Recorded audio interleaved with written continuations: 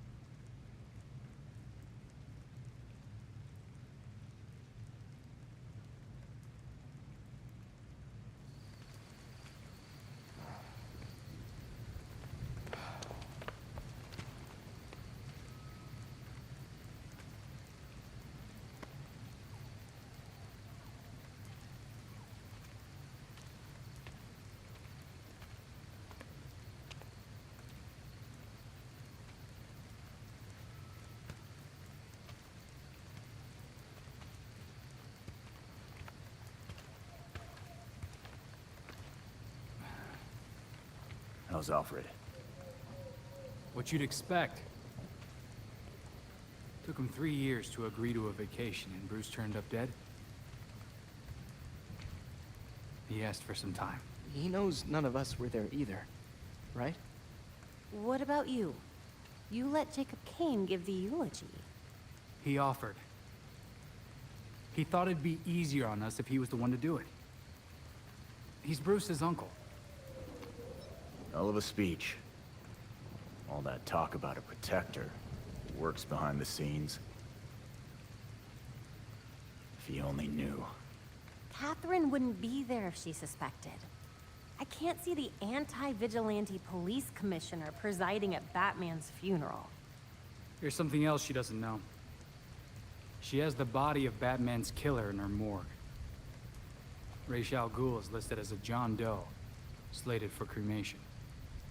And what if the League of Shadows finds him? If they drop their dear leader in a Lazarus pit, he won't be so dead anymore. You want to break into the GCPD headquarters for a what-if? Be my guest. I decrypted the case Batman sent with his message. We should focus on that. I looked it over, but did I get everything? It doesn't look complete. I think Ra's interrupted him while he was writing. He says this has implications that could shake Gotham to its core. Ominous, but not exactly helpful. I saw a few places we should poke around. Construction sites, a quarry. He also mentioned a Dr. Langstrom. Anyone know him? He's a zoologist at Gotham University. Not sure what his connection is, though. Let's divide up the work.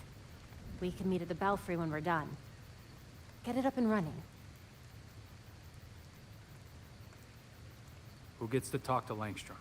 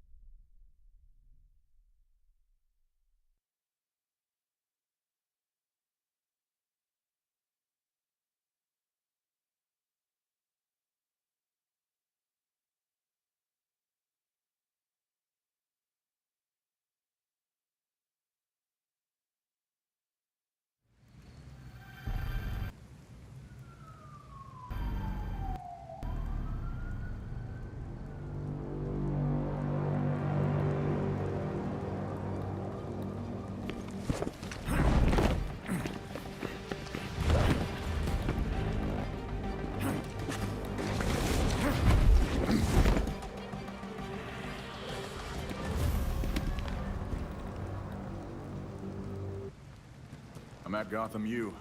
So this professor was Batman's last case? Kirk Langstrom. The half-finished file was attached to Batman's Code Black. There's something big there. Hopefully that means a fight. Could stand to let out some aggression right now.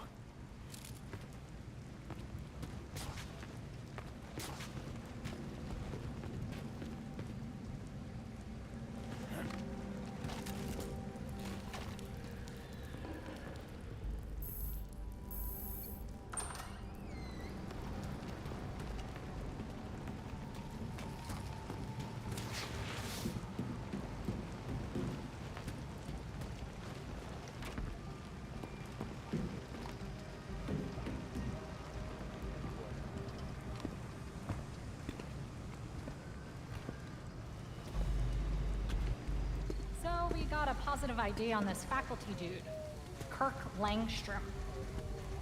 Right. I'll call it in on the way to the morgue.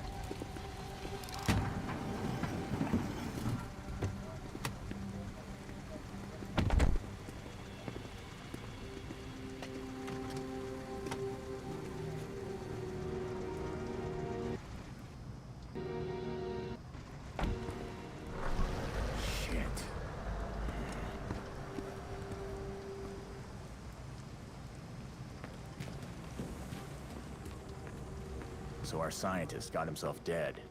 Where's his office? Langstrom's dead? Oh, hold on. Just checking GU's website. Here we go. His office is on the 3rd floor in Molten Hall. Thanks.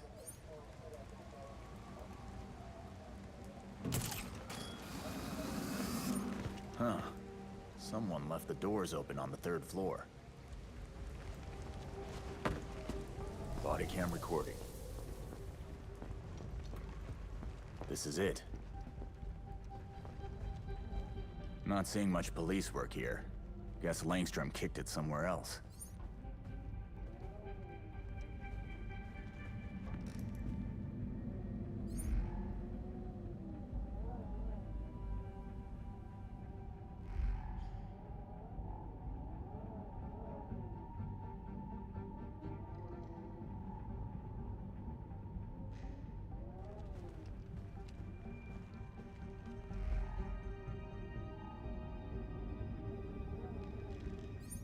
Okay, those marks are weird.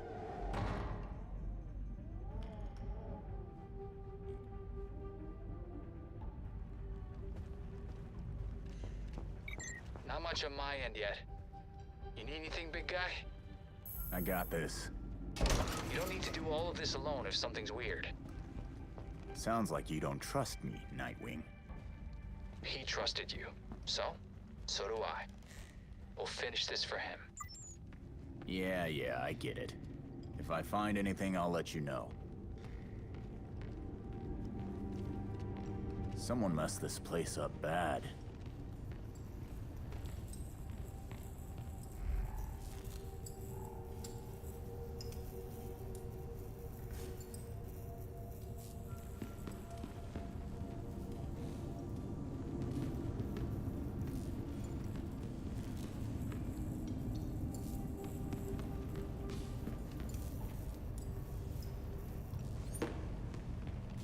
Langstrom died in here.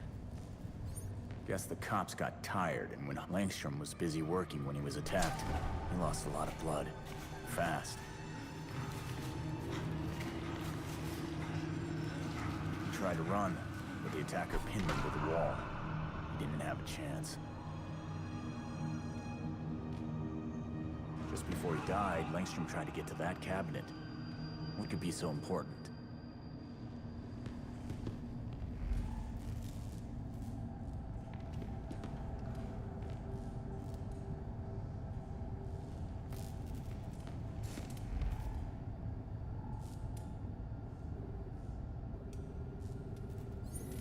Well. A hidden door. You're full of surprises, Dr. Langstrom.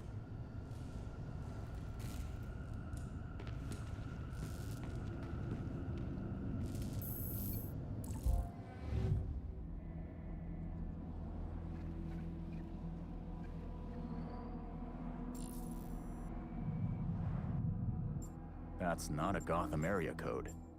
Maybe this phone number isn't just a phone number. Is this just a movie he liked, or is the release date a clue? Langstrom circled 2 dates. Better remember those.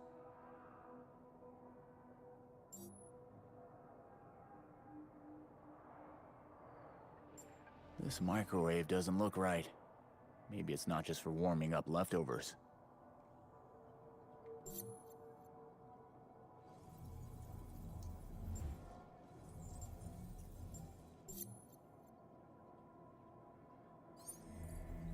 Got it. Time to find out what you were hiding, Langstrom.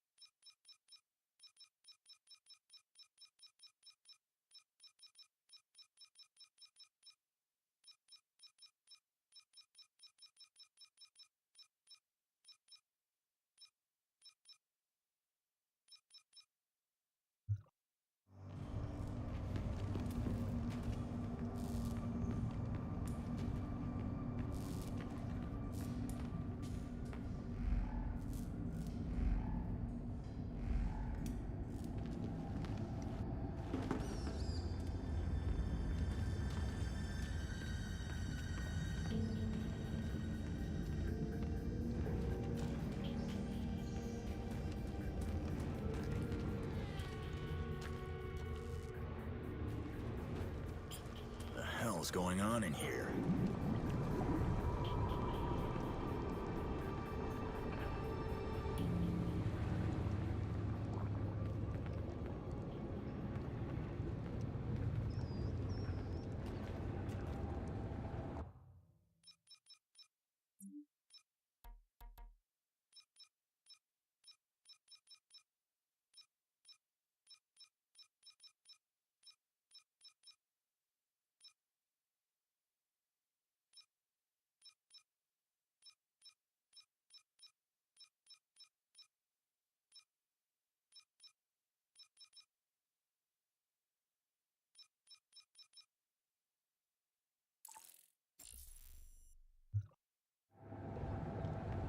This can't be normal university research.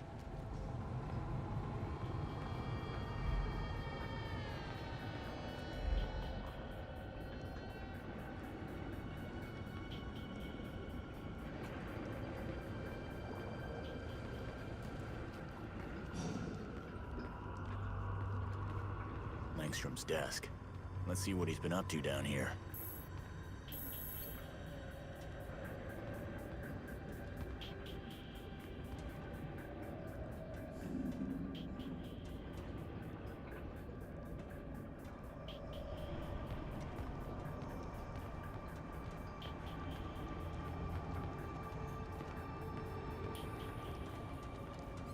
What is this? A hard drive. Must be important if it was hidden down here. Better get this back to everyone. I'm done here. I don't think the cops saw the marks on the walls, and they definitely didn't see the hidden lab. I'm bringing you a hard drive I found in there. Can't wait to hear what you've got. See you soon.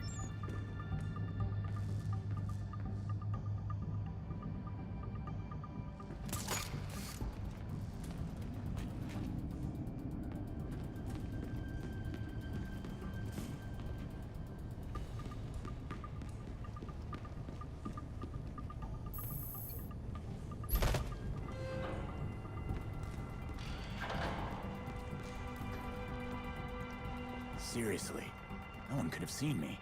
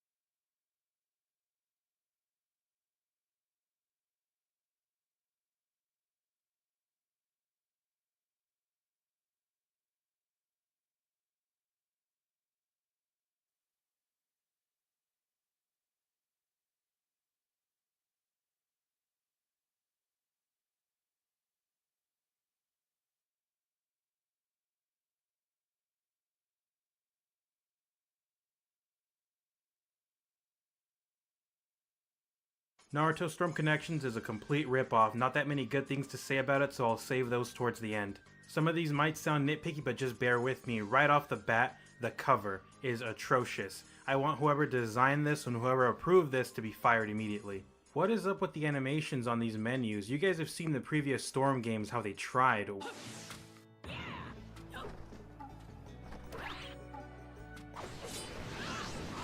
History mode is a PowerPoint presentation.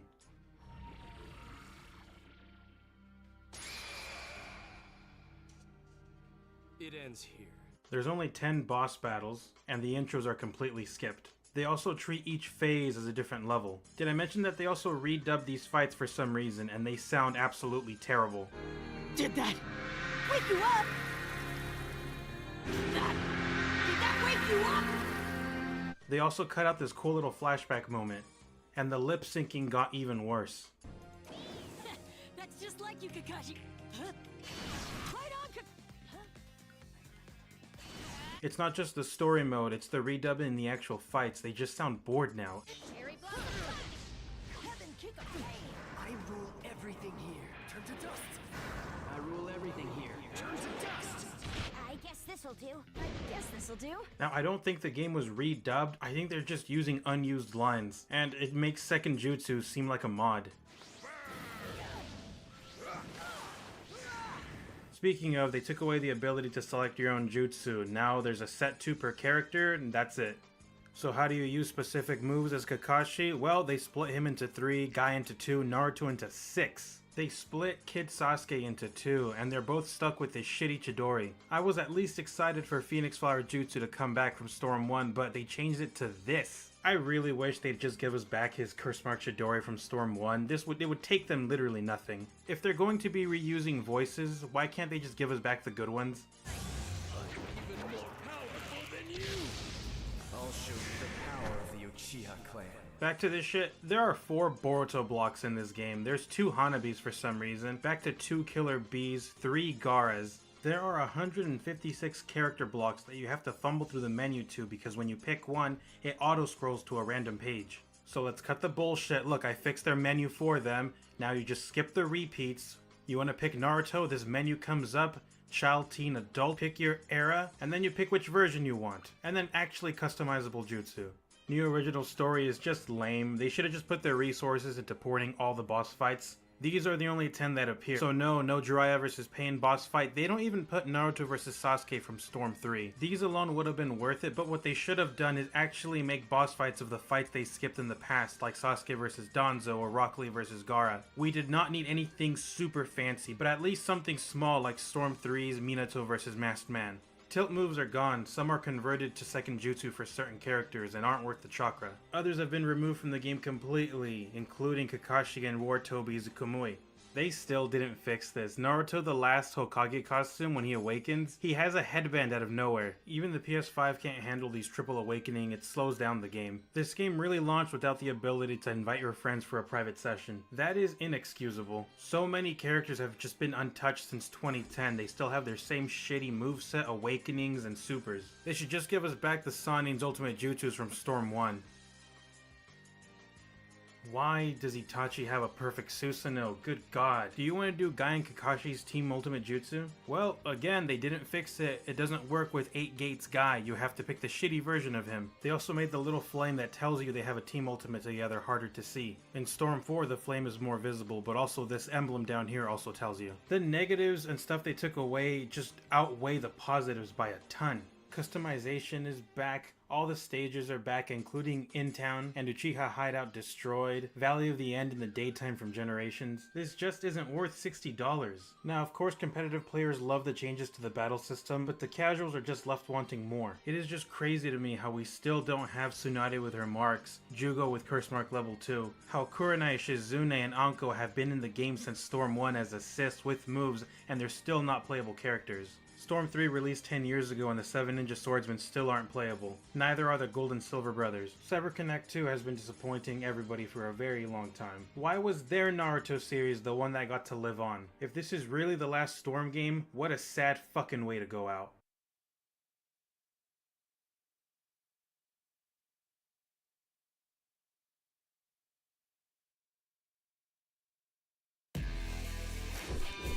Trained to be...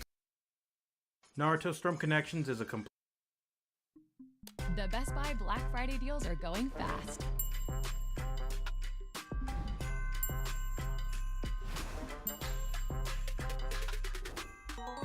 Shop now and save.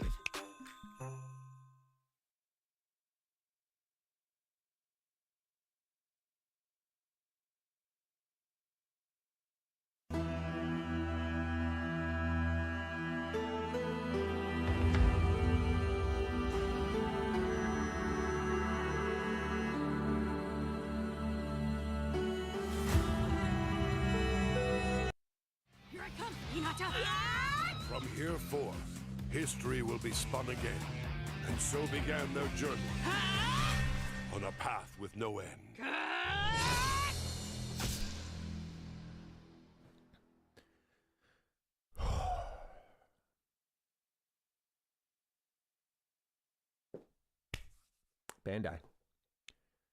Bandai, we need to talk. Father to son, we need to talk. Welcome back to Retro Rebound, everybody. In today's video, Ultimate Ninja Storm Connections. We have to talk about it. Ultimate Ninja Storm is like the creme de la creme, in my opinion, of 3D arena anime fighting games, right? Like, it's a known quantity. You know what you're going to get out of this series, and it's a really good thing. It's not always going to exceed your expectations, but it delivers something high quality in presentation, exceeding what the anime could ever hope to do, and giving Naruto fans a real treat, packed with memorable moments, incredibly smooth gameplay. It's not the deepest fighting game, but it's a ton of fun. It's a visual spectacle, right? And in this era with anime games where I feel like we're walking more of them to their grave than ever before, right? Hey, My Hero Wants Justice, it's gonna be okay, I'm lowering them in the casket. One Punch Man, we're gonna lower you in the casket. JJK, we're lowering the casket early because Curse Clash does not look good. There's just such a low quality bar for anime games. And it feels like Naruto and DBZ have managed to change what these games can really be with Dragon Ball FighterZ or DBZ Kakarot or Ultimate Ninja Storm. So when one comes around, especially our first one we could ever review on this channel, we did a huge retrospective on the Ultimate Ninja series 1 through 5. Check it out if you missed it, to celebrate. We talk a lot about anime games here. Before this, we talked about Attack on Titan. We love anime games here, but it especially disturbs me in a peak of anime popularity that we are still struggling to get quality games, and that even the ones who have been punching above their weight for years are now starting to get lesser effort. And I get it, this isn't Ultimate Ninja Storm 5, but what I played here in Ultimate Ninja Storm Connections in the terms of a quality bar is way far and below anything that I've seen CyberConnect do.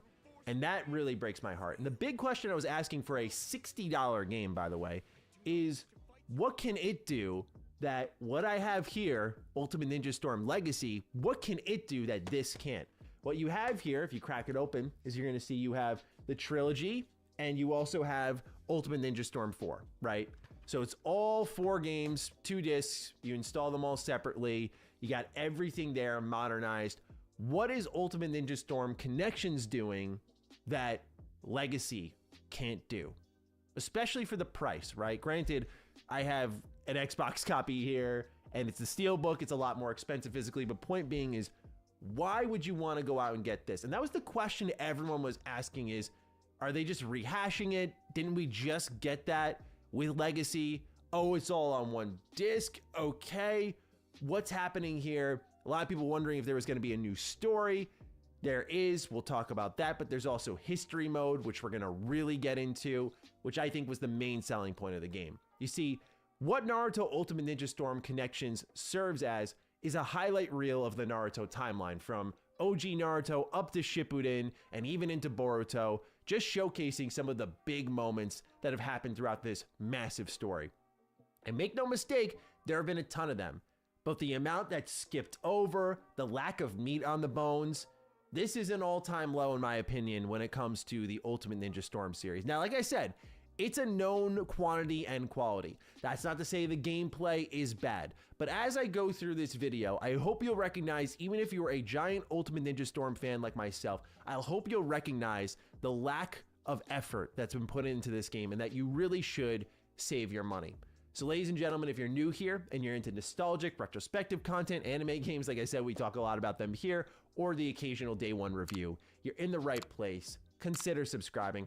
I want to start off with this history mode. To me, this was the part of the game I was most excited about. As I said, it's a recap of the entire Naruto timeline, and with how much content is there from the entirety of the Ultimate Ninja Storm series, I thought they were just going to pluck out these major fights throughout all of their games and smack them into episodes, and that's exactly what they did. Each episode will take you about 40 minutes to go through. There's 8 of them, going from Naruto's Genin training arc into the Chunin exams, into chasing Sasuke, and so on and so forth. 8 episodes definitely isn't enough, I'll be honest with y'all. So what'll happen is you'll hop into a major fight in the show. Let's say Naruto and Sasuke versus Haku, right? Like one of the first big missions that Squad 7 goes out on. Lots of emotion, the nostalgia. I talked about it in the Ultimate Ninja retrospective, like seeing that scene always pulls at the heartstrings, right? You don't get cutscenes in this, by the way, almost ever. What you get instead are screenshots from the anime with awful redubbed voice acting, which I love Naruto's English voice cast, but like they were not on it here. We'll talk about that in a little bit. And then they'll fill in the gaps with more visual novel anime screenshot recaps. So let's say we're going from Haku fight to the Genin training arc where they're in the Forest of Death. This is a big moment for Sasuke mostly because this is the first time he goes curse mark. He breaks the dude's arms, like just one of my favorite scenes with Sasuke, right? They go over that in like 5 screenshots, a couple lines of text, and then suddenly you're playing as Naruto fighting Kiba. It's like, yo, what? Like this is supposed to be the recap. And it's barely going over anything. It's skimping all of the big details. And even the broad strokes it goes for, they don't get right. Instead of doing cutscenes, which is one thing that the Ultimate Ninja Storm series nailed down beautifully in presentation, detail, especially audio, they've substituted for, as these characters are fighting, these awful redubbed lines are coming in as they're clashing.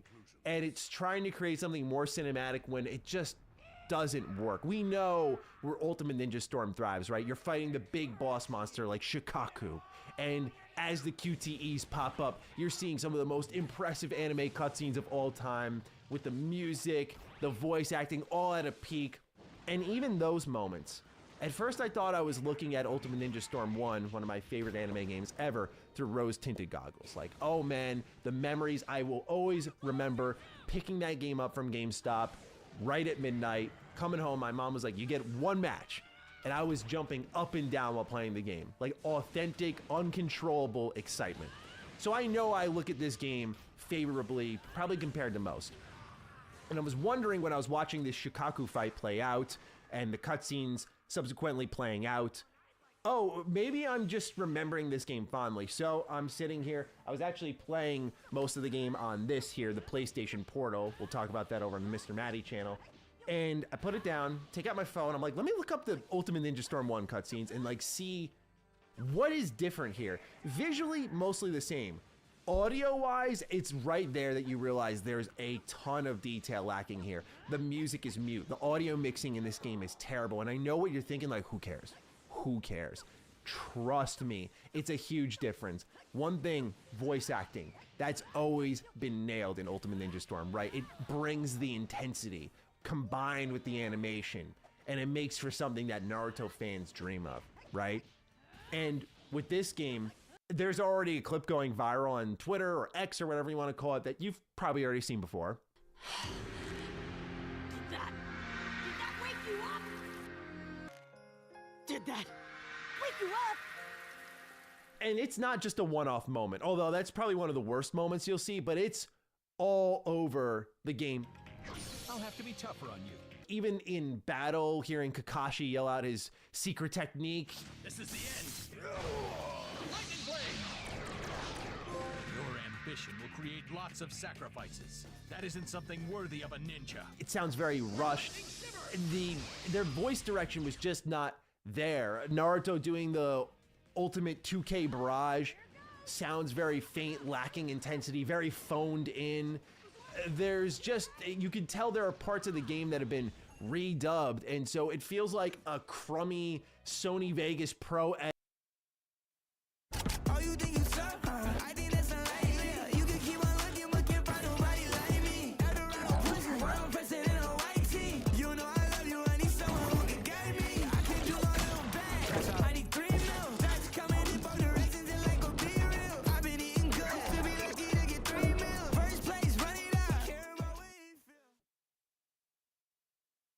edit with jump cuts everywhere. And so the audio and the voice acting, it's just terrible, quite frankly. And I'm someone who really loves the Naruto English voice cast. There are ones like Gaara who are still great, but for the most part, a lot of this game just isn't well acted, which always is pulling you out. There are consistent moments like what you've already seen online that just happen throughout this game. There's also bad audio mixing moments, like I was playing as 1010 because I think she's kind of underrated, and I was trying to do her secret technique where she sends out this huge hulking metal ball, and whenever she did that, the audio spiked, dude. Like, it's terrible. It's terrible. That lack of attention to detail combined with what they're doing here in this history mode, which is just the lowest level of effort. Anime screenshots for cutscenes. There are games, I'm looking to my left of my PS2 shelf, there are games here, right, that have done that in like 2005, 2006. Like, we went through that arc. The fact that we barely get cutscenes in this game is crazy to me. The history mode is a complete miss, in my opinion. Not only in opportunity, but in execution. The quality is just not there. And it goes beyond that. There are changes that I imagine people are going to be very displeased with. For example, blood is black now. Like, DBZ games went through a similar thing where they just removed the blood. So at first I thought I was misremembering things. I saw Haku had like blood coming down both sides of his mouth, and I was thinking, okay, that's black. Maybe I'm misremembering something. And then I saw like Naruto's when he like headbutts Gaara, and the blood's usually running down his face, and it's these black streaks. I'm thinking, they really censored the blood? Like, really? Why? Why is it censored? I don't get it at all. Naruto's not this gory show. It uses blood in a pretty intelligent way. Like, I feel, at least in the OG Naruto, it kind of raised the stakes. Like, oh man, they're bleeding. Like, you know, there's death in this show. Who's gonna go down? And I always thought that was a big part of it. So to see even in the anime screenshots, which are already the lowest level of cutscenes that you can get, that they're not even having the blood in there, crazy to me. Absolutely crazy to me. So these missions, you go through them, they end, and this game loves to collect your data. They're always asking for your thoughts on like every moment of the game. So you'll finish the mission, they're like, were you happy? Were you sad? Were you angry? I was checking off angry for all of them. I was like, there's no way y'all are really selling this for 60. And then when you get to the end of the arc, they're like, this has no impact on the game whatsoever, but like, hey, if you were a ninja, would you side with Haku's beliefs of being more loyal, even if you know you're being used as a tool, or Naruto, who's like gonna keep persevering? And I'm like, what is the point of all this series? It feels like this game was sold to us to collect information for the next Naruto game. Like, that's truly what it felt like. Like, oh, they're just getting information on what we liked, what we didn't like, and they're gonna use that data to make, I don't know, like a Naruto Xenoverse style game where you're gonna be able to change these moments. I don't know. I'm just guessing here at this point, but like, I don't know why they're constantly asking you this, especially if it doesn't play a big factor into the game. It just feels like a data collection type of game. It's really weird. So yeah, to me, history mode missed the mark. Now, I will say that maybe you'd be a little more favorable on the game if you jumped into what's called Special Story, which is a original story featuring the Boruto cast. And at first I was like, oh, you know what? Naruto Ultimate Ninja Storm connections. I apologize. I was not familiar with your game. I did not realize that this is where the budget had gone. You open up with this insane ninja war going on. It's the Cyber Connect 2 style cutscenes that you know and love. Naruto and Sasuke are facing off. I'm thinking to myself, okay, I really like where this is going. Awesome. And then it cuts out and it goes back to Boruto. Now, to be completely transparent, I'm not familiar with Boruto or the cast really at all outside of what I saw in Ultimate Ninja Storm 4. I don't know much about this story or where they're going or where the anime and manga are at now. I'm being completely transparent, not super familiar with it at all. And I think the game is kind of aware there's a lot of people like me because the way that it's done in the story, you'll understand that they don't even lean into the Boruto cast at all in a story based around the Boruto cast. It's crazy. So yes, it is back to the essence with higher production value, although those cutscenes that I really liked at the beginning are very few and far between. Very few and far between. And so the other way it goes back to the old school Ultimate Ninja way is progression through mission ranks. Now, this is designed to pad out the story, otherwise you would be done in literally an hour. But what they do is, remember I talked about in our Ultimate Ninja retrospective how in Ultimate Ninja 1, what you would do is you would go into a mission mode and you'd complete missions and you'd unlock characters and whatnot. So in this game, they kind of go back to that where you're going through what is effectively a video game aptly named Ninja Heroes, which I thought was kind of funny because we showed it in our retrospective, although we didn't play it for the video. Ultimate Ninja Heroes is a PSP game. And so I guess the Boruto world is more advanced in technology, which I thought was a really cool spin. I'll get into that in a little bit. And so this is a really popular video game called Ninja Heroes. And it's this almost very meta take on the Ultimate Ninja series, if you will. Like, it's a commentary on the game itself, where Boruto is pretty much you, and you're playing this game, and he's making comments like, oh, I should go rest my eyes. Oh, I should go take a break. Oh, video games. Like, it feels like a commentary about itself. It's a really weird but kind of charming story. Anyway, while you're doing all this and going through the beginning missions of the game, eventually they get to a point where it's like, hey, MMO player, you've got to grind. Okay. So here comes the missions: D rank, C rank, B rank, A rank, S rank, and so on and so forth, right?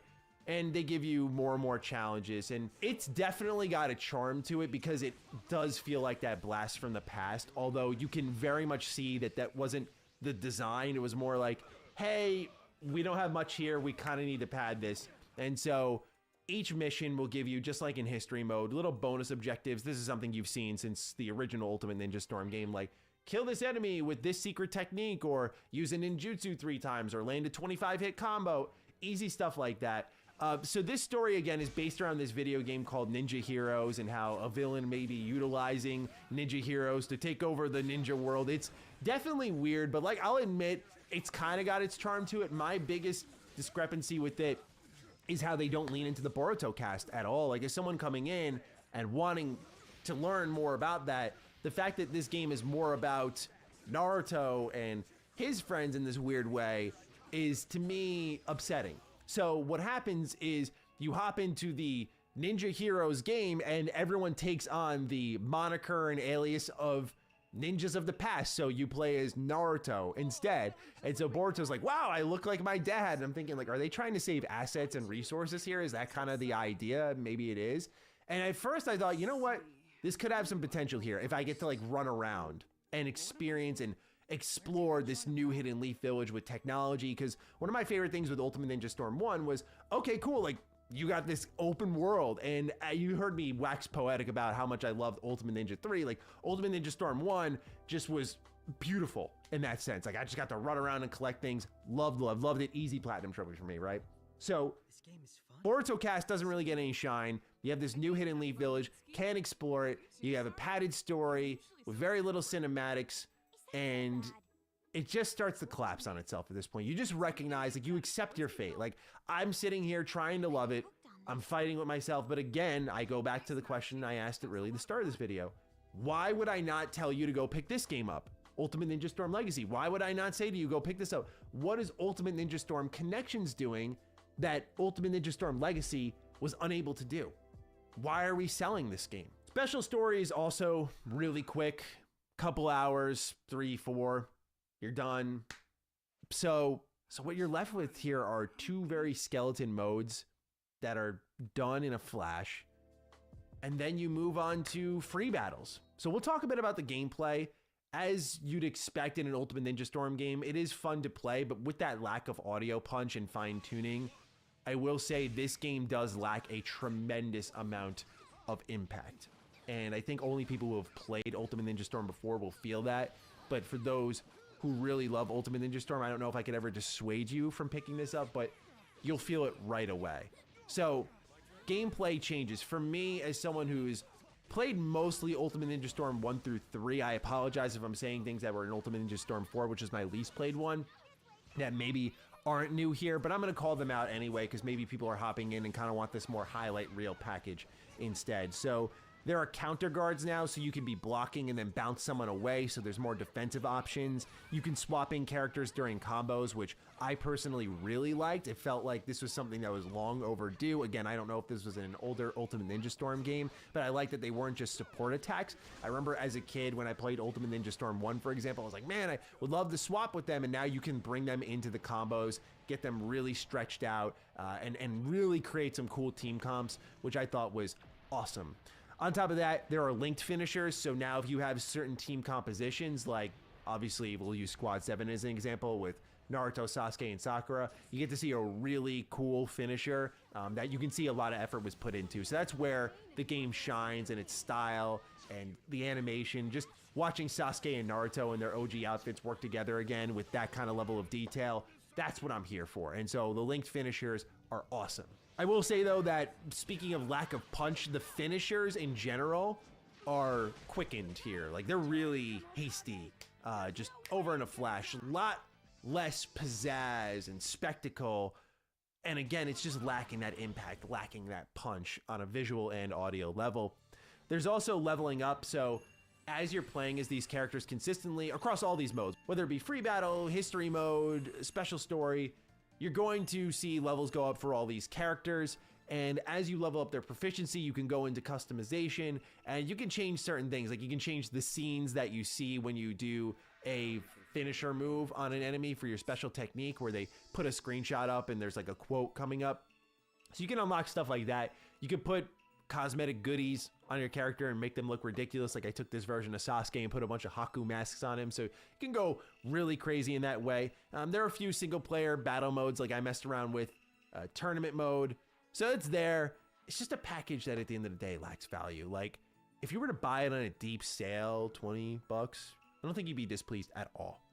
And that's kind of why I think this game just felt like DLC in some areas. Like I just feel the level of effort here, it just felt it was made in such a time crunch. Like they didn't have much time to polish out things audio or visually. They didn't have time to really give the respect to certain parts of the Naruto storyline, or at least deliver cutscenes that were of a high enough quality to make it okay that you were skipping massive chunks of the game.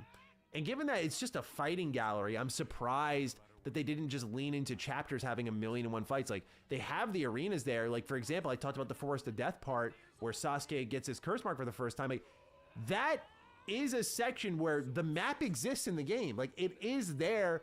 It's like they just didn't have time to make a cutscene or something to lead into it. So they're like, all right, screw it, skip it.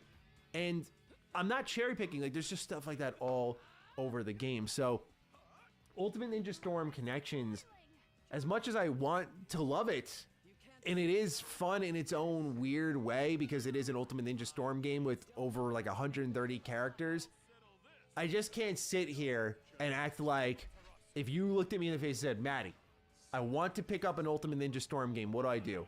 I'm not going to tell you to get this one. I'm going to tell you to at least get Storm Legacy if you want to get all 4 of them. Otherwise, pick up the trilogy. It's a little bit cheaper. And if you're really unsure, just pick up the first Ultimate Ninja Storm and see how that goes. But otherwise, I just feel like this doesn't have a defining mode. It just feels like everything is surface level. So it pains me to say, but this is a game I think you can pass on for a long while until it's on a really deep, steep sale. And that Naruto fans, you deserve better. So hopefully we get something better in the next Naruto game. I'm looking forward to hearing your thoughts down below. Fire away. And with that, take excellent care of yourselves, and I will see you in the next Retro Rebound. Peace out. Let Ford make the holidays bright with the Ford Bronco Sport. Hey, Dad. How's the weather? All good. And the Ford Explorer with seating for 7. And the all-electric Ford F-150 Lightning. That's how Ford is making the holidays bright.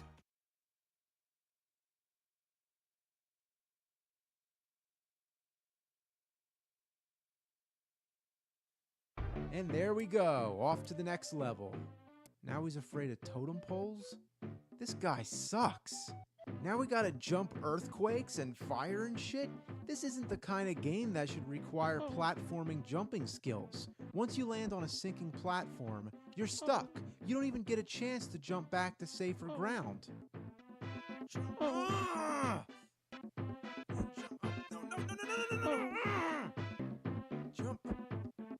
The fucking hands, jeez!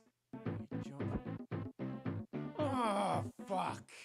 Why does he stay of a government-issued email account? The use of a private email server raised concerns about the security of classified information and the transparency of government officials. Critiques argued that Clinton's use of a private server potentially jeopardized national security, as classified information could be vulnerable to hacking or unauthorized access. The controversy led to investigations by the Federal Bureau of Investigation, otherwise known as the FBI, and the State Department. In July 2016, then FBI Director James Comey announced that FBI would not recommend criminal charges against Clinton, but he criticized her for handling of classified information. The investigation was reopened briefly in October 2016, but no new charges were filed. The Clinton email controversy became a significant issue during the 2016 presidential campaign, with Clinton's political opponents using it to question her trustworthiness and judgment. Ultimately, it had no impact on public perception of Clinton and became a focal point of political debates during the election season. Manhattan Project. The Manhattan Project was a research and development project during World War II in which the United States, along with the United Kingdom and Canada, collaborated to develop the first nuclear weapons. The project was named after the Manhattan Engineer District of the U.S. Army Corps of the Engineers, which had its headquarters in Manhattan, New York. The project began in 1939, prompted by concerns that Germany might be developing atomic weapons as well. The efforts were focused on developing the technology necessary to build an atomic bomb. The Manhattan Project involved some of the world's leading scientists, including physicists like J. Robert Oppenheimer, Enrico Fermi, and Richard Feynman. The most significant achievements of the Manhattan Project were the successful development and testing of two types of atomic bombs, a uranium-235 bomb nicknamed Little Boy and a plutonium-239 bomb nicknamed Fat Man. The first successful test of an atomic bomb, codenamed Trinity, took place on July 16, 1945, in the New Mexico desert. The use of atomic bombs against the Japanese cities of Hiroshima and Nagasaki in August 1945 played a decisive role in ending World War II. The bombings led to Japan's surrender, but they also raised ethical and moral questions about the use of such powerful and destructive weapons. Fukushima. The Fukushima Daiichi nuclear disaster refers to a series of events that occurred at the Fukushima Daiichi nuclear power plant in Japan following a massive earthquake and tsunami on March 11, 2011. The disaster is considered the most severe nuclear accident since the Chernobyl disaster in 1986. The earthquake and tsunami damaged the Fukushima Daiichi nuclear power plant, leading to a loss of power and cooling systems for the plant's reactors. This, in turn, resulted in the release of radioactive materials into the environment. The disaster prompted the evacuation of tens of thousands of people from the surrounding areas. The Fukushima Daiichi plant had 6 reactors, and at the time of the disaster, 3 of them were in operation. All 3 operating reactors experienced meltdowns, where the nuclear fuel inside the reactor cores overheated and melted, releasing radioactive materials. The severity of the disaster was characterized as a level 7 event, the highest level on the International Nuclear and Radiological Event Scale, the same level as the Chernobyl disaster. In the aftermath, there was concerns about the release of radioactive contaminants into the air and the surrounding water, as well as the long-term health effects on the local population. The Japanese government and Tokyo Electric Power Company and the operator of the Fukushima Daiichi plant implemented various measures to stabilize the situation, including the construction of a massive containment structure around the damaged reactor buildings, and the Fukushima disaster has significant implications for the global perception on nuclear power, leading to increased scrutiny of nuclear safety and stricter regulations. It also contributed to discussions about the potential risks and benefits of nuclear energy and the need for improved disaster preparedness for nuclear facilities. Project Stargate. Project Stargate was a top-secret program conducted by the United States government to investigate the potential military and intelligence applications of psychic phenomena, particularly extrasensory perception, otherwise known as ESP, and remote viewing. The program was initiated in the 1970s during the Cold War era and continued into the 1990s. The origins of Project Stargate can be traced back to earlier programs such as Project Scangate and Project Ganola Wish, which explored the feasibility of using psychic abilities for military purposes. Project Stargate, however, became the most well-known and extensively documented of these initiatives. The program was primarily run by the Defense Intelligence Agency, and the research focused on employing individuals who purported psychic abilities to gather information on locations, events, or targets that were distant in space or time. Remote viewing, in particular, was a central aspect of the program. Remote viewing is the claimed ability to gather information about a distant or unseen target through extrasensory perception. Notably, the program received attention and funding in part to the claims of individuals like Ingo Swann and remote viewer Joseph McConnell, who asserted success in these psychic endeavors. The program was classified for many years, but its existence was revealed to the public in the 1990s, leading to increased scrutiny and skepticism. Project Stargate officially came to an end in 1995, and the program stated that the program did not provide useful intelligence information. Critics argue that the program was pseudoscientific and lacked rigorous scientific validation. However, some former participants maintain that there were some instances of accurate remote viewing results. The declassified documents related to Project Stargate have contributed to the broader discussion about the intersection of science, the military, and paranormal phenomena. While the project itself is often viewed with skepticism, it remains an intriguing chapter in the history of the government-sponsored research and the exploration of the unconventional approaches to intelligence gathering. Waco Standoff. The Waco Siege, also known as the Waco Standoff, was a highly publicized and controversial event that took place near Waco, Texas in 1993. The standoff occurred between law enforcement authorities and the Branch Davidians, a religious sect led by David Koresh. The Branch Davidians were an offshoot of the Seventh-day Adventist Church, and their compound was known as Mount Carmel. The confrontation between the group and the authorities began on February 28, 1993, when the Bureau of Alcohol, Tobacco, and Firearms, otherwise known as the ATF, attempted to execute a search warrant and arrest Koresh. Meet Bitdefender Gravity Zone Small Business Security, your hassle-free, budget-friendly cybersecurity ally. With 24/7 protection, it safeguards your business and reputation effortlessly. Simple, effective, and worry-free IT security. Visit our website.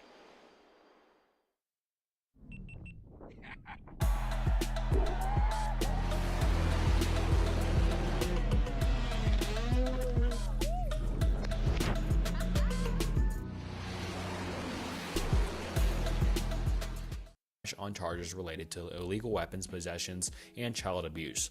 The initial raid turned into a gunfight, resulting in the deaths of 4 ATF agents and 6 Branch Davidians. Following this, a 51-day standoff ensued, during which negotiations between the FBI and the Branch Davidians took place. The FBI eventually decided to launch a final assault on April 19, 1993, using tear gas in an attempt to force occupants to surrender.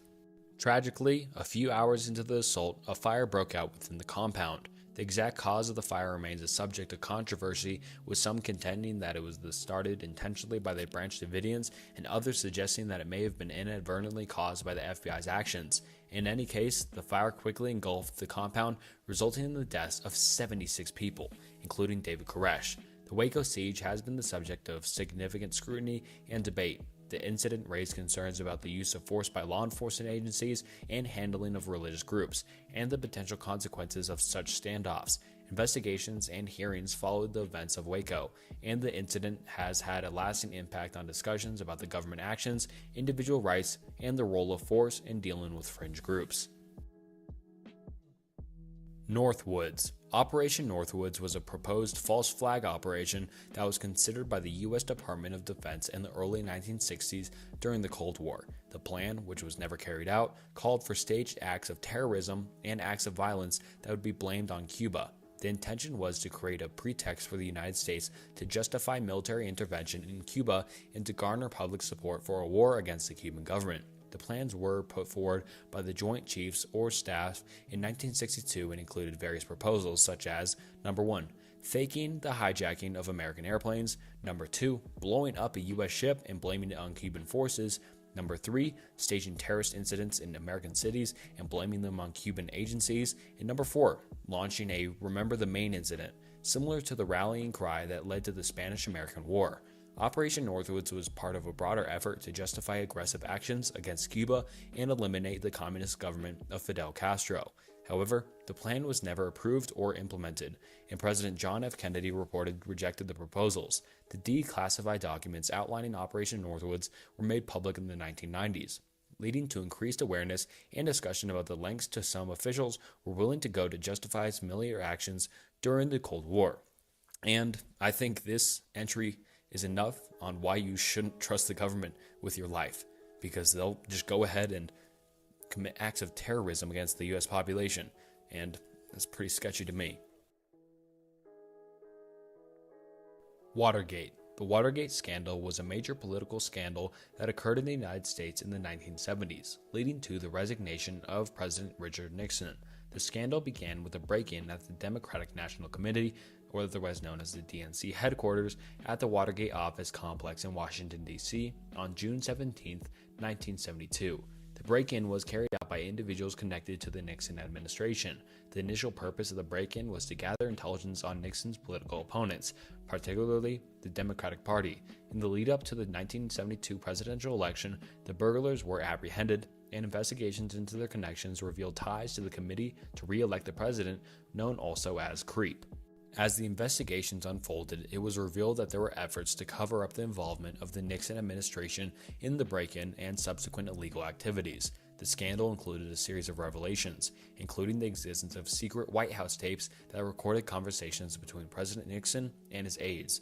The investigations were conducted by various different entities, including the FBI, the Senate Watergate Committee, and the special prosecutor appointed by the Department of Justice, Archibald Cox, and the investigations uncovered a pattern of abuse of power, obstruction of justice, and other unethical and illegal activities, leading to charges against several high-ranking officials. Amid mounting pressure, including the release of the smoking gun tape in which Nixon discussed the cover-up, President Nixon became the first U.S. president to resign from office on August 8, 1974. His resignation was a result of the near certainty of impeachment by the House of Representatives and conviction by the Senate.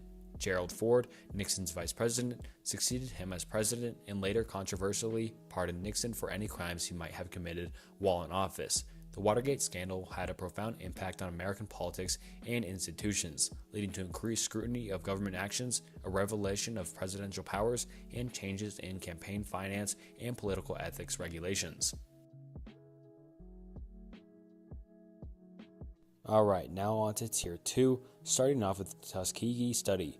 The Tuskegee Study of Untreated Syphilis in an African American male, also known as the Tuskegee Syphilis Study, was an unethical and controversial medical experiment conducted by the United States Public Health Service from 1932 to 1972. The study took place in Tuskegee, Alabama, and involved African American men, the majority of whom were poor sharecroppers.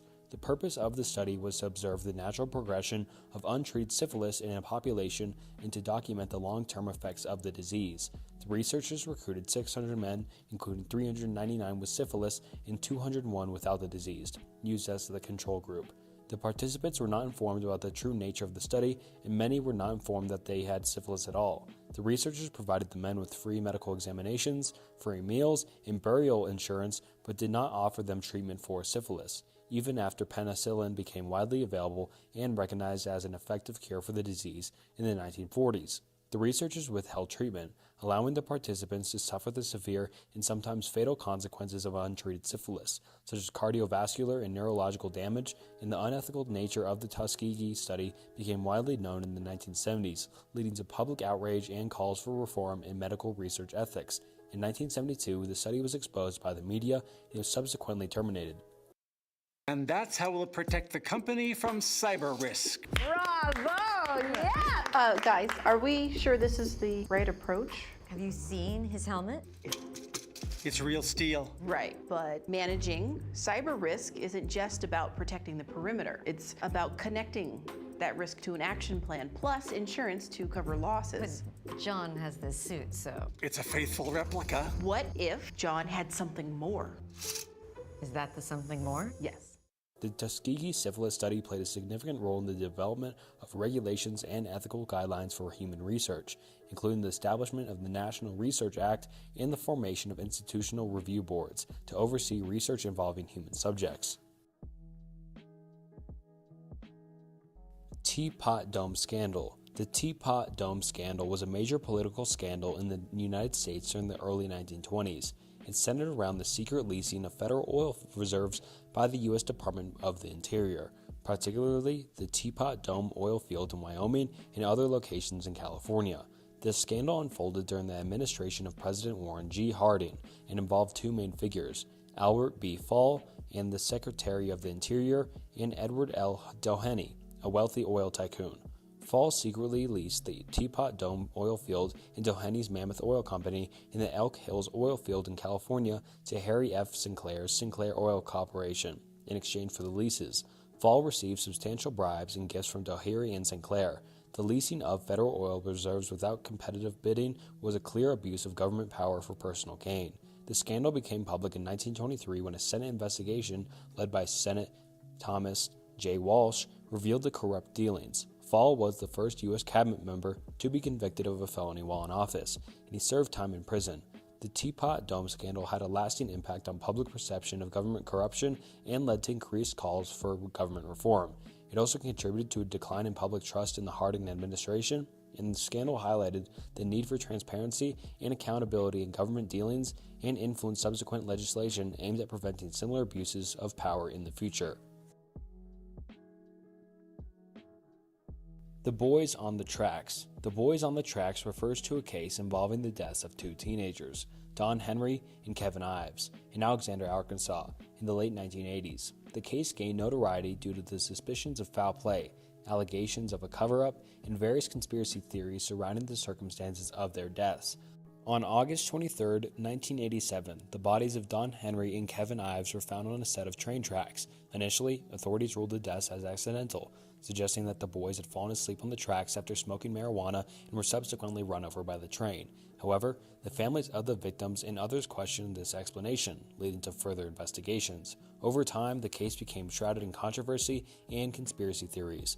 Some believe that the boys had witnessed a drug drop or illegal activities involving law enforcement, and their deaths were part of a cover-up. The case gained additional attention in the 1990s when Linda Ives, Kevin Ives' mother, pressed for further investigations and claimed the evidence was being suppressed. In 1995, a grand jury determined that the deaths were the result of a double homicide and not an accident. However, the circumstances surrounding the case remained murky, and it fueled various theories and suspicions. The lack of clarity and the perception of a cover-up contributed to the enduring mystery and public interest in the Boys on the Tracks case.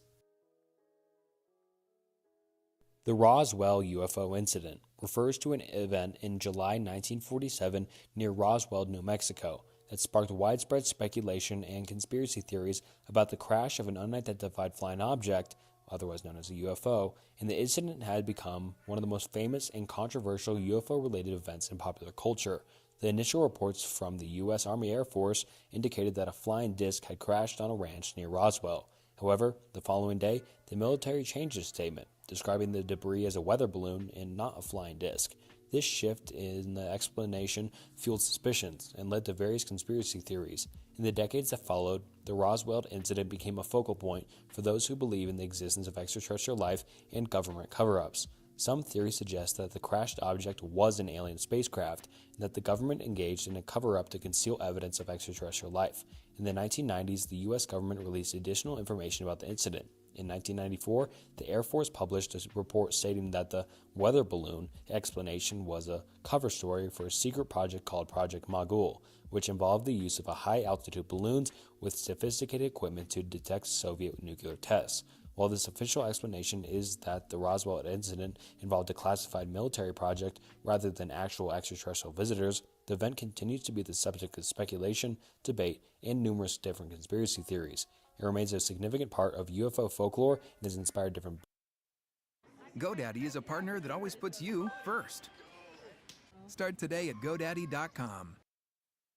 Books, documentaries, and movies exploring the mysteries of Roswell. Ruby Ridge. Ruby Ridge is the site of a controversial and deadly confrontation that occurred in August 1992 in Boundary County, Idaho. The incidents involved the family of Randy Weaver and law enforcement agencies, primarily the Federal Bureau of Investigation and the United States Marshal Services. The situation began with Randy Weaver, a former Army Green Beret, and his family living in a remote cabin on Ruby Ridge. Weaver had become associated with white supremacist and anti-government groups. In 1991, Weaver was charged with selling 2 sawed-off shotguns to an undercover federal agent. After he failed to appear in court for his trial, a warrant for his arrest was issued. In August 1992, federal agents, including U.S. Marshals and FBI hostage rescue team members, surrounded the Weaver cabin to arrest Randy Weaver. A confrontation ensued, leading to an exchange of gunfire that resulted in the deaths of Deputy U.S. Marshal William Deegan, Weaver's teenage son Samuel, and the family's dog. The siege continued for several days, during which negotiations took place between Weaver and law enforcement, and the standoff ended on August 31, 1992, when Randy Weaver surrendered. Weaver's wife, Vicky, was killed on the first day of the standoff, shot by a sniper while holding her infant daughter. The events of Ruby Ridge raised significant questions about the use of force by government agencies, the handling of domestic extremist groups, and the rules of engagement for law enforcement. The incident also led to increased scrutiny of the actions of federal law enforcement agencies and prompted changes in policies and procedures. Pentagon Papers. The Pentagon Papers refers to a classified Department of Defense study of U.S. political military involvement in Vietnam from 1945 to 1967. The study was commissioned by U.S. Secretary of Defense Robert McNamara and conducted by a team of analysts led by Daniel Ellsberg. The full title of the report is Report of the Office of the Secretary of Defense Vietnam Task Force. The study, officially titled Report of the Office of the Secretary of Defense Vietnam Task Force, was intended to be an internal government document addressing the history and justification of U.S. involvement in Vietnam. However, by 1967, Daniel Ellsberg, a former military analyst who had contributed to the study, had become disillusioned with the Vietnam War and decided to make the classified documents public. In 1971, Ellsberg leaked the Pentagon Papers to several major newspapers, including the New York Times and the Washington Post. The publication of the papers revealed a history of government deception about the Vietnam War, including the expansion of U.S. involvement in Southeast Asia without full disclosure to the American public and Congress. The Nixon administration sought court injunctions to prevent further publication of the papers, citing concerns about national security. The case, known as New York Times Co. 5th, United States, went to the U.S. Supreme Court. In a landmark decision, the Supreme Court ruled in favor of the newspapers, arguing that the government's attempt to suppress publication violated the First Amendment's protection of the freedom of the press. The release of the Pentagon Papers had significant implications for public perception of the Vietnam War, fueled anti-war sentiment, and contributed to a growing mistrust of government officials. The incident also had lasting effects on how the government handles classified information and the public's right to know about government actions. Landmine killings. Landmines are explosive devices that are often buried underground and designed to be triggered by the presence or proximity of a person or vehicle. They are deployed in conflict zones for military purposes, but their impact extends well beyond the period of conflict. Landmines pose a significant threat to civilians even after hostilities have ceased, as they can remain active for many years and cause injuries or fatalities when triggered. Landmine killings and injuries are tragic consequences of the indiscriminate nature of these weapons. Civilians, including children, are particularly vulnerable, as they may encounter landmines while going about their daily activities such as farming, walking to school, or playing. Landmine incidents often result in severe incidents, including loss of limbs, and have long-lasting physical and psychological impacts on the victims and their communities. Efforts to address the issue of landmines have gained international attention. The Ottawa Treaty, also known as the Mine Ban Treaty, is an international agreement that seeks to ban the use, production, stockpiling, and transfer of anti-personnel landmines. The treaty was adopted in 1997, and despite international efforts to address the issue, landmines continue to have casualties in various parts of the world where conflicts have taken place. Clearance and demining operations, along with awareness programs, are essential to reduce the impact of landmines and preventing further injuries and deaths around the world. The Ford Pinto is a subcompact car produced by Ford Motor Company in the 1970s. The car became infamous for safety concerns related to the fuel tank design. One of the main safety issues with the Ford Pinto involved the location of the fuel tank, which was positioned in the rear of the vehicle. The design flaw made the car susceptible to a higher risk of fuel tank rupture and fire in the event of a rear-end collision. The concern was that the rear-mounted fuel tank could be punctured by a car's differential bolts, leading to fuel leakage and possibly a fire. The controversy gained widespread attention in the 1970s, particularly after the publication of a memo later revealed during litigation, in which Ford's cost-benefit analysis was cited as a factor in the decision not to implement a design change that would have made the fuel tank more secure. The memo suggested that the cost of fixing the design flaw was greater than the cost of potential legal settlements resulting from injuries or deaths caused by the safety issue. The Ford Pinto controversy led to a series of lawsuits and damaged Ford's reputation. In 1978, the National Highway Traffic Safety Administration launched an investigation, resulting in a recall of certain Pinto modules to address the safety concerns. The safety issues and the subsequent legal actions had a lasting impact of discussions about corporate responsibility, product safety, and the ethics of cost-benefit analysis in the automotive industry.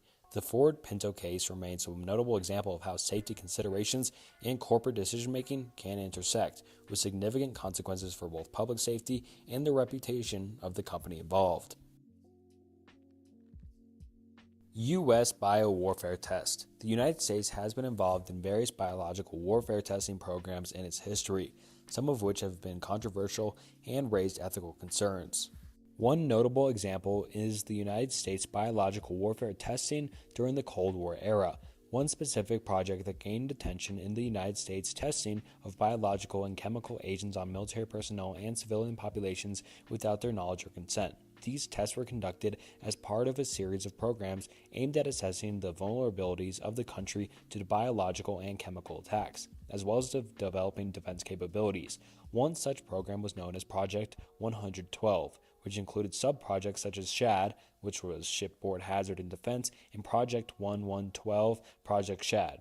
These programs involved the testing of various biological and chemical agents, including simulants, on military personnel to evaluate the effectiveness or protectiveness measures and equipment. Some of the tests were conducted on ships, and others involved land-based facilities. In the 1970s, information about these programs began to emerge, leading to public awareness and concerns. The revelation of these tests raised ethical concerns about informed consent, as many of the individuals involved were not aware of the nature of these experiments. In response to the concerns, the U.S. government has taken steps to declassify information about these programs and provide compensation to some of the affected individuals.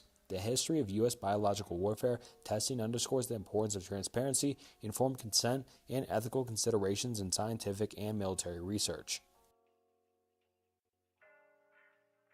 Iran-Contra Affair. The Iran-Contra Affair was a political scandal in the United States that came to light in the mid-1980s during the second term of President Ronald Reagan. The scandal involved two major covert operations run out of the National Security Council by members of Reagan's administration. Arms sales to Iran. The Reagan administration secretly facilitated the sale of arms to Iran, which was then engaged in conflict with Iraq and was designated by the U.S. as a state sponsor of terrorism. The primary objective of this operation was to secure the release of several American hostages held by Hezbollah, a Lebanese militant group with ties to Iran.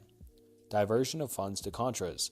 The proceeds from the arms sales to Iran were used to fund the Contras, a rebel group in Nicaragua which was fighting the leftist Sandinist government. U.S. Congress had passed the Boland Amendment, which prohibited further U.S. aid to the Contras, creating a legal barrier for the Reagan administration's support of the group. The operations were orchestrated by officials within the Reagan administration, including National Security Council staff member Lieutenant Colonel Oliver North and National Security Advisor John Poindexter. The affair was exposed in November 1986 when news reports revealed the arms sales to Iran. The Iran-Contra affair led to investigations by Congress and the appointment of the independent counsel Lawrence Walsh to probe the matter. Several Reagan administration officials were indicted and some were convicted, though many of convictions were later overturned or pardoned. In 1992, President George H.W. Bush pardoned 6 individuals involved in the Iran-Contra affair, including Secretary of Defense Caspar Weinberger, and the pardons were controversial and fueled ongoing debates about the use of executive power, the conduct of covert operations, and the balance of power between the President and the Congress. The affair remains a significant chapter in U.S. political history, reflecting the complexities and controversies of the Cold War era foreign policy. Downing Street Memo. The Downing Street Memo is a document that gained attention in the lead-up to the Iraq War. It is actually a set of meeting minutes, specifically the minutes of a meeting that took place on July 23, 2002 at 10 Downing Street, the official residence of the British Prime Minister. The meeting involved Prime Minister Tony Blair and his top advisors. The memo, leaked to the media in 2005, summarized the discussions at the meeting and included statements that raised questions about the Bush administration's intentions regarding Iraq.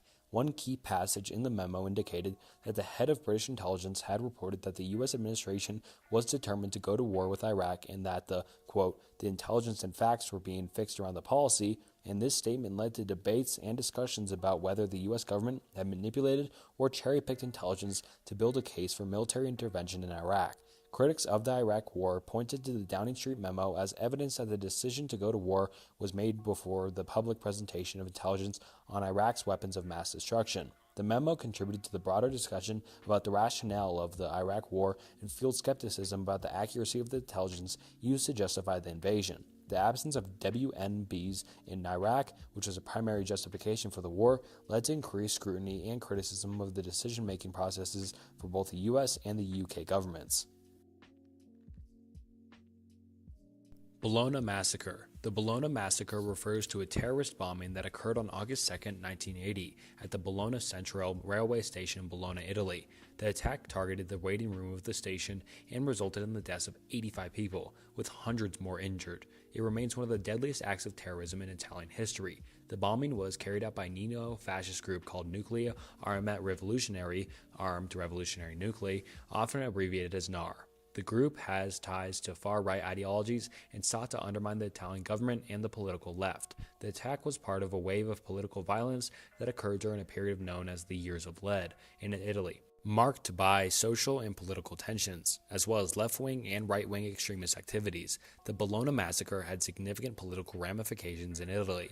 It led to increased public outrage, and the Italian government launched investigations to bring those responsible to justice. Over the years, multiple individuals associated with the attack were arrested, tried, and convicted. Among those convicted were Valerio Violante, a member of NAR, who was found guilty of involvement in the bombing. The attack was also prompted the Italian government to reevaluate its approach to counterterrorism, leading to increased security measures and efforts to combat domestic extremism. British military bubonic plague. The mention of the British military and bubonic plague may refer to historical incidents during times of conflict, particularly during warfare or military campaigns when unsanitary conditions, crowded living quarters, and the movement of troops could contribute to the spread of infectious diseases, including the bubonic plague. One notable historical example is associated with the Crimean War from 1853 to 1856, which involved British, French, and Ottoman forces fighting against the Russian Empire. The war was marked by poor sanitation and living conditions for soldiers on both sides, leading to high mortality rates from diseases such as cholera and the bubonic plague. During the Crimean War, Florence Nightingale, a British nurse, gained prominence for her work in improving sanitary conditions in military hospitals. False flag operations. False flag operations refer to covert actions or activities carried out by the government, military, intelligence agencies, or other entities with the intention of deceiving the public or other countries about the true identity or source of the operation. The term false flag originates from naval warfare, where a ship would fly a flag other than its own to trick the enemy. Deception is the primary purpose of a false flag operation. This deception can involve misleading intelligence, forged documents, or other means to create a false narrative. Such operations are often carried out for political purposes, such as justifying military intervention, garnering public support, or creating a pretext for specific policies. They can be used to manipulate public opinion and advance geopolitical agendas. Historically, there have been instances of false flag operations. The Gleiwitz incident in 1938 involved Germany staging an attack on the Gleiwitz radio station to justify the invasion of Poland and the start of World War II. Operation Northwoods, proposed by the U.S. Department of Defense in 1962, which we covered earlier, involved planning false flag operations to create public support for military action against Cuba during the Cold War, and the Gulf of Tonkin incident in 1964, where the U.S. claimed North Vietnamese attacks on American naval vessels led to increased U.S. involvement in the Vietnam War. False flag operations are controversial and often led to a rise in skepticism and debate against the government. While genuine instances have occurred, claims of false flags can also be misused or exaggerated, contributing to misinformation and conspiracy theories. Generally considered illegal under international law, these operations involve deceit and manipulation, contradicting principles of transparency and accountability. Alright, now on to Tier 3, starting off with Bloody Sunday.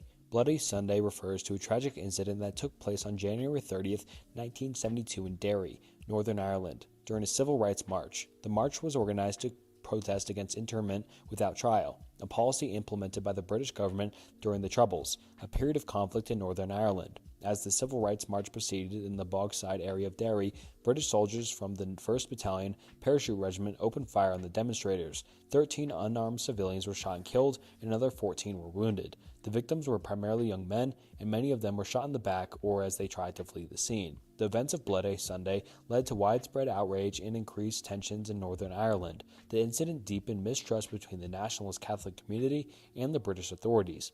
In the aftermath, the British government appointed the Widgebury Tribunal to investigate the events. The tribunal's findings, released in April 1972, were criticized for exonerating the soldiers and prompting allegations of a cover-up. The impact of Bloody Sunday resonated for decades, contributing to the cycle of violence and conflict in Northern Ireland. In 1998, as part of a peace protest, the Savile Inquiry was established to re-examine the events of Bloody Sunday. The inquiry, led by Lord Savile, concluded in 2010 that the soldiers had fired without justification and that none of the victims posed a threat. The findings led to the official apology from then Prime Minister David Cameron, acknowledging the unjustified and unjustifiable nature of the shootings. Bloody Sunday remains a significant and sensitive chapter in the history and conflict in Northern Ireland. Van Gogh's death. While the prevailing and widely accepted explanation for Vincent van Gogh's death is that he died by S-word, there has been occasional theories and speculations suggesting alternative scenarios. However, it's important to note that these alternative theories are not supported by that much evidence and considered less credible than the S-word explanation. One theory proposed by authors Stephen Naffey and Gregory White Smith in their biography Van Gogh the Life suggested that Van Gogh might have been accidentally shot by 2 boys, and the incident was then covered up. However, this theory has faced criticism and skepticism from art historians and experts. The prevailing account is based on Van Gogh's own statement and the testimony of individuals who were at him at the time of the incident. Van Gogh had a history of mental health struggles, including periods of depression and anxiety, and his letters indicate that he was often feeling particularly despondent in the days leading up to his death. So, it's possible that it was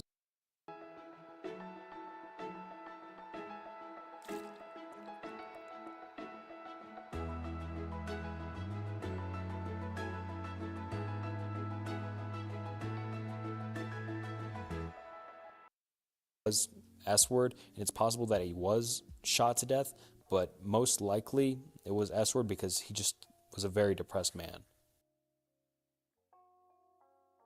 The tobacco industry cover-up. The tobacco industry cover-up refers to the concentrated efforts made by major tobacco companies to conceal and deny the well-established health risks associated with smoking, dating back to the 1950s, when scientific studies began linking smoking to lung cancer and other respiratory diseases. The tobacco industry chose to downplay and dispute these findings rather than acknowledge the detrimental effects of their products on public health. One of the key strategies employed by tobacco companies was the deliberate manufacturing of doubt. Through extensive public relations, campaigns, and funding of research, they sought to create uncertainty in the scientific consensuses on smoking-related health risks. This campaign aimed to shift blame onto other factors, such as genetics or air pollution, to downplay the connection between smoking and serious health issues. Internally, the industry manipulated nicotine levels in cigarettes to enhance addiction, intentionally keeping smokers hooked on their products. This manipulation was part of a broader effort to prioritize financial interests over public health. Furthermore, internal industry documents that became public through litigation and whistleblowers revealed that tobacco companies actively suppressed and withheld research that demonstrated the health risks of smoking. This suppression of crucial information hindered the public's access to accurate knowledge about the dangers of tobacco use. Despite being aware of the severe health risks, tobacco companies continued aggressive marketing campaigns to promote smoking. They often targeted young people and promoted misleading terms such as light and low-tar cigarettes, fostering a false perception that these products were healthier alternatives.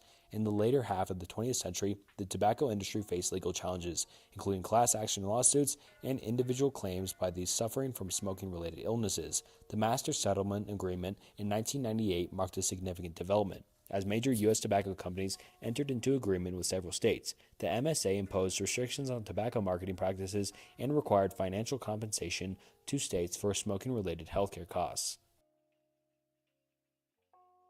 Gulf of Tonkin Incident. The Gulf of Tonkin Incident refers to two separate events in the Gulf of Tonkin involving the United States and North Vietnam during the Vietnam War. The first incident occurred on August 2, 1964, when the USS Maddox, a U.S. Navy destroyer, reported being attacked by three North Vietnamese Navy torpedo boats. In response, the Maddox fired back and claimed to have sunk one of the attacking boats, leading to the first Gulf of Tonkin resolution. 2 days later, on August 4, 1964, the second incident took place. The USS Maddox and the USS Turner Joy reported coming under fire, and the U.S. claimed that the North Vietnamese boats had launched torpedoes at them. However, subsequent investigations and declassified information in later years raised doubts about the accuracy of reports regarding the second incident. Some suggest that the perceived attacks may have been a misinterpretation of sonar signals and poor weather conditions. In response to the reported attacks, Congress passed the Gulf of Tonkin Resolution on August 7, 1964. The resolution granted President Lyndon B. Johnson the authority to use military force in Vietnam without a formal declaration of war. This resolution became the legal basis for the escalation of the U.S. involvement in the Vietnam War. The events of the Gulf of Tonkin incident and the subsequent revolution marked a turning point in the U.S. policy towards Vietnam. What do you think? Do you think there was actually Vietnamese people shooting at them, or do you think it was just an excuse the U.S. had to, go into the Vietnam War? Rana Plaza. The Rana Plaza building collapse, a devastating industrial disaster, occurred on April 24, 2013 in Savar, a suburb of Dhaka, Bangladesh. Rana Plaza, an 8-story commercial building, housed various businesses, including government, factories, a bank, and other establishments. Tragically, the collapse of the building resulted in one of the deadliest incidents in the history of the garment industry. Rana Plaza was notorious for its poor construction and lack of adherence to safety standards. The upper floor had been added without proper permits and lacked adequate structural support. On the day of the collapse, cracks appeared in the building, raising concerns among workers and shop owners. Despite these warnings, factory managers insisted the employees return to work, and the building collapsed later that day. The casualties were devastating, with over 1,100 lives lost and thousands more injured. The victims were predominantly garment workers producing clothing for various international brands. This incident drew global attention due to the unsafe working conditions and labor practices prevalent in the garment industry, particularly in Bangladesh. In response to the Rana Plaza disaster, there were global efforts to improve safety standards in Bangladesh's garment industry. The Accord on Fire and Building Safety in Bangladesh, a legally binding agreement involving numerous global bans, aimed to address workplace safety issues. Additionally, the Alliance for Bangladesh Worker Safety, a separate initiative involving North American retailers, was launched to enhance safety measures. Legal actions were taken against individuals responsible for the disaster. In 2015, the owner of Rana Plaza, Sohail Rana, and more than 40 others were charged with murder in connection with the collapse. The Dreyfus Affair, a significant political and judicial scandal, unfolded in France during the late 19th and early 20th century, revolving. Meet Small Business Security, your all-in-one budget-friendly cyber defense. As a small business owner, your plate is full, but cyber threats can't be ignored. Every business, even a one-person shop, has hack-worthy resources. Get real-time protection, a unified console, and future-proof security upgrades. No IT expertise required. Visit our website. When moderate to severe ulcerative colitis takes you off course, put it in check with Rinvoq, a once-daily pill. When I wanted to see results fast, Rinvoq delivered rapid symptom relief and helped leave bathroom urgency behind. Check. When UC tried to slow me down, I got lasting steroid-free remission with Rinvoq. Check. And when UC caused damage, Rinvoq came through by visibly repairing my colon lining. Check. Rapid symptom relief, lasting steroid-free remission. And a chance to visibly repair the colon lining. Check, check, and check. Rinvoq can lower your ability to fight infections including TB, serious infections and blood clots, some fatal, cancers including lymphoma and skin cancer. Death, heart attack, stroke, and tears in the stomach or intestines occurred. People 50 and older with at least one heart disease risk factor have higher risks. Don't take if allergic to Rinvoq, as serious reactions can occur. Tell your doctor if you are or may become pregnant. Put UC in check and keep it there with Rinvoq. Ask your gastroenterologist about Rinvoq and learn how AbbVie can help you save. Around the wrongful accusation and conviction of Alfred Dreyfus, a French army officer of Jewish descent. In 1894, Dreyfus was accused of espionage, arrested, and subjected to a secret military court-martial. He was found guilty based on later revealed to be insufficient and fabricated evidence. The affair gained notoriety as anti-Semitism prevailed in French society played a substantial role. Dreyfus's Jewish heritage contributed to widespread belief in his guilt, and anti-Semitic elements within the military and political establishment influenced public opinion. Émile Zola, the renowned novelist, played a crucial role in bringing attention to the case. In 1898, he published an open letter titled J'accuse in a newspaper La Hora, denouncing the cover-up and exposing the anti-Semitic motivations behind Dreyfus's conviction. A retrial was ordered in 1899 due to the public pressure and mounting evidence of Dreyfus's innocence. Although he was found guilty again, new evidence emerged implicating Major Ferdinand Walson Ezhari as the real culprit. Dreyfus was eventually pardoned by President Émile Loubou in 1906 after a protracted legal and political battle. The French government officially exonerated Alfred Dreyfus, who was reinstated in the army with the rank of major and went on to serve during World War I. The Dreyfus affair had profound consequences for French society, exposing and intensifying divisions between conservative, anti-Semitic factions and those advocating for civil liberties and justice. It underscores the dangers of wrongful convictions and the influence of prejudice in legal proceedings.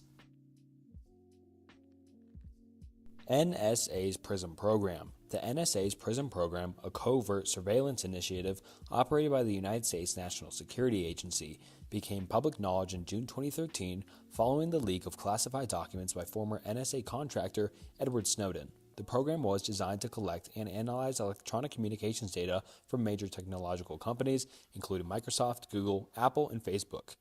These companies were alleged to have cooperated with the NSA, providing access to user data. PRISM allowed the NSA to access a wide array of user information, encompassing emails, chat logs, videos, photos, stored data, and other forms of online communication. So basically, they had access to everything you did on your phone. Although the program was purportedly focused on foreign intelligence targets, it involved the collection of data from both foreign and domestic individuals. The legal basis for PRISM was the Foreign Intelligence Surveillance Act, which permitted the U.S. government to seek court orders for the surveillance of foreign targets. The government defended the program as a crucial tool in countering terrorism and gathering foreign intelligence. The revelation of PRISM sparked significant controversy and criticism. Concerns were raised about potential infringements on individuals' privacy rights, and questions arose about the scope and oversight of government surveillance. Many technology companies implicated in the program denied providing direct access to the servers for government surveillance, though some acknowledged complying with legal requests for user data within the framework of the law. In response to the controversy, there were calls for reform to the U.S. surveillance practices. The USA Freedom Act, passed in 2015, aimed to curtail certain aspects of government surveillance and enhance transparency. The PRISM program and its disclosures prompted ongoing debates about the balance between national security imperatives and the protection of individual privacy, as well as efforts to improve oversight and transparency in intelligence activities. Karen Silkwood, an American chemical technician and labor union activist, gained national attention for involvement with the Kerr-McGee plutonium processing plant in Crescent, Oklahoma in the early 1970s. Silkwood began working at the plant, where her responsibilities included processing plutonium for nuclear fuel rods. As Silkwood delved into her work, she became increasingly alarmed by the lack of safety measures and potential dangers associated with plutonium exposure at the Kerr-McGee plant. Her documentation revealed instances of faulty equipment, inadequate safety protocols, and contamination risks. Have a great day. Hey, how did you resolve so many cases on your first day? With trusted AI working in the background, I feel like I can do it all. Service Cloud helps me with hundreds of support calls and resolving elevated customer cases. Nice. Plus, I can easily route the right field techs to the right places. Einstein allows me to focus on what's most important, our customers. Sounds pretty genius. Shucks. Now everyone is an Einstein with Salesforce.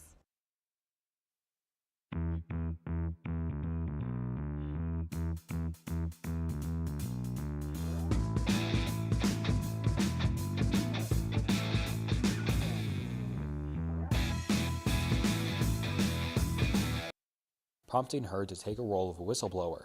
In 1974, Silkwood testified before the Atomic Energy Commission, exposing safety violations and contamination hazards at Kerr-McGee. She alleged that the company had compromised safety standards to meet production quotas, raising concerns about the well-being of workers and the surrounding environment. Tragically, Silkwood's whistleblowing efforts were cut short. In November 1974, she was found to be contaminated with plutonium on 2 separate occasions. Shortly thereafter, when en route to meet with a New York Times journalist and a union official to discuss her findings, Silkwood died in a car crash under mysterious circumstances. Hopefully that doesn't happen to me after making this video, but the circumstances surrounding Karen Silkwood's death remain unclear, and suspicions of foul play have persisted. Her story served as the inspiration for the 1983 film Silkwood, starring Meryl Streep. Silkwood's courageous efforts to expose safety issues and her untimely death contributed to increased awareness of workplace safety concerns and the importance of protecting whistleblowers. In 1979, Kerr McGee settled a lawsuit brought by Silkwood's family for over $1 million. The settlement did not admit guilt, but aimed to resolve claims related to negligence. Karen Silkwood's activism and the legal aftermath of her case underscored the significance of corporate accountability, workplace safety, and the need to safeguard individuals who speak out against wrongdoing. Alright, now on to Tier 4, starting off with the USS Liberty. The USS Liberty incident occurred on June 8, 1967, during the Six-Day War between Israel and several Arab states. The USS Liberty, a United States Navy technician research ship, was attacked by Israeli forces in international waters in the Mediterranean Sea. The ship, assigned to gather electronic intelligence in the region, sustained substantial damage during the 2-hour attack, which involved Israeli aircraft and motor torpedo boats. Tragically, 34 crew members lost their lives and 171 others were injured. The ship suffered extensive damage, including a large hole in its hull and the destruction of numerous compartments. Israeli initially claimed that the attack was a case of mistaken identity, asserting that they believed the USS Liberty was an Egyptian ship. The incident occurred during a period of heightened tensions, and Israel apologized for what they described as a tragic mistake. The USS Liberty incident has marked the controversies and conspiracy theories. Some argue that the attack was deliberate, while others maintain that it was an unfortunate misidentification. Both the United States and Israel conducted official investigations into the incident. The U.S. inquiry, known as the Liberty Incident Inquiry, concluded that the attack resulted from mistaken identity. Israel's investigation, the Yershumi Report, researched a similar conclusion. Despite this strain the incident's place on the U.S.-Israeli relations, diplomatic fallout was largely contained. Over the years, the USS Liberty incident had remained a point of contention and debate, with differing perspectives on the nature and motives behind the attack.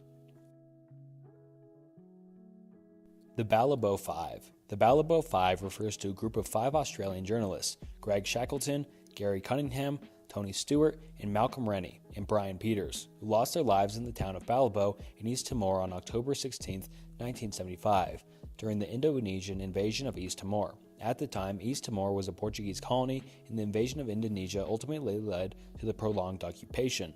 The journalists were in East Timor to cover the unfolding events during the invasion, reporting on the conflict and the situation in Balibo, a border town. On October 16, 1975, Indonesian forces advanced into Balibo. The journalists came under fire, and the circumstances of their deaths have been a source of controversy, with the Indonesian government initially claiming that they were killed in the crossfire. However, subsequent investigations raised concerns about the nature of their deaths. The Australian government, led by Prime Minister Gough Whitlam in the time, faced criticism for not taking stronger action to investigate the deaths of the journalists.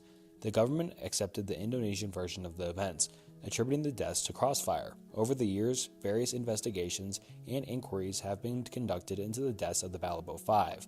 These efforts have raised concerns about the circumstances surrounding their deaths and suggested that they may have been deliberately targeted by Indonesian forces. The deaths of the Balibo Five became a symbol of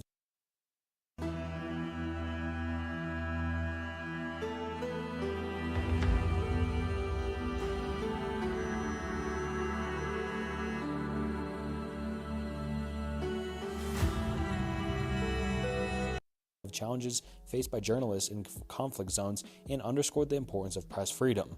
Their story remains a poignant chapter in the broader narrative of East Timor's struggle for independence. In 2007, a joint Indonesian-Australian statement acknowledged that the journalists had been killed by Indonesian special forces, but ongoing debates persist about the exact circumstances and intentions behind their deaths.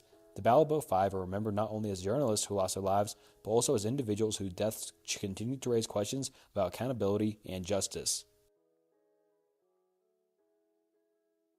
Castro's exploding cigar. The story suggests that there was an attempt to assassinate the Cuban leader Fidel Castro by presenting him with a cigar rigged to explode. However, there is no credible evidence to support this claim, and it is widely regarded as a fictional or exaggerated account. While there were indeed various attempts on Castro's life throughout his leadership, the exploding cigar theory has been debunked by historians and lacks of concrete evidence. Port Arthur. The name Port Arthur is also associated with a tragic event in modern Australian history.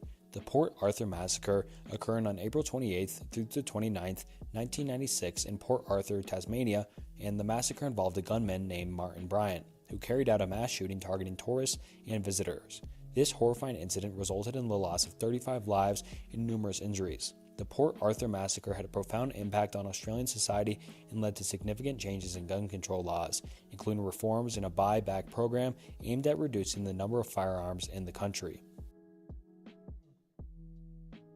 Panama Papers. The Panama Papers, disclosed in 2016, constitute a massive leak of financial and legal documents that uncovered widespread tax evasion, money laundering, and other financial improprieties on a global scale. The International Consortium of Investigative Journalists, collaborating with news organizations worldwide, revealed the documents, which originated from the Panamanian law firm Mossack Forensic. Mossack Forensic, a Panamanian law firm, specialized in creating offshore companies. The leaked documents exposed the firm's extensive involvement in establishing offshore entities for clients seeking to conceal wealth, evade taxes, and engage in various financial activities. The revelations spanned several decades, providing insights into the complex web of offshore financial practices. The impact of the Panama Papers was felt globally, implicating individuals from diverse countries and revealing the depth of offshore financial activities. Notable politicians, business leaders, and celebrities were among these impacted, leading to a cascade of investigations and legal actions in multiple jurisdictions. The fallout from the scandal included high-profile resignations and political consequences, as well as increased scrutiny of tax havens and offshore financial practices. The Panama Papers prompted calls for greater transparency and efforts to combat tax evasion and money laundering. Some countries initiated reforms to address loopholes in their financial systems and strengthen regulations pertaining to offshore activities. The investigation into the Panama Papers remains a landmark expose of financial wrongdoing. Highlighting the challenges associated with offshore finance, it sparked discussions about the imperative for transparency, accountability, and international cooperation to address issues related to tax evasion and financial secrecy. Dirty War. The term dirty war is commonly associated with a period of state terrorism and egregious human rights abuses that unfolded in Argentina during the late 1970s and early 1980s. This dark chapter in Argentine history occurred against the backdrop of political instability. In 1976, a military junta led by General Jorge Rafael Videla seized power in the coup, overthrowing the civilian government. The junta claimed to be responding to leftist terrorism and sought to eliminate individuals considered political opponents. The primary targets of the Dirty War were those suspected of having leftist political affiliations, including activists, intellectuals, students, and perceived political opponents. The military junta implemented a brutal campaign marked by forced disappearances, a notorious practice where individuals were illegally detained without formal charges and vanished without a trace. The exact number of victims remains uncertain, but estimates range from 10,000 to 30,000 people. Those who were detained forced torture, imprisonment, and often execution. The Dirty War was characterized by widespread human rights abuses as security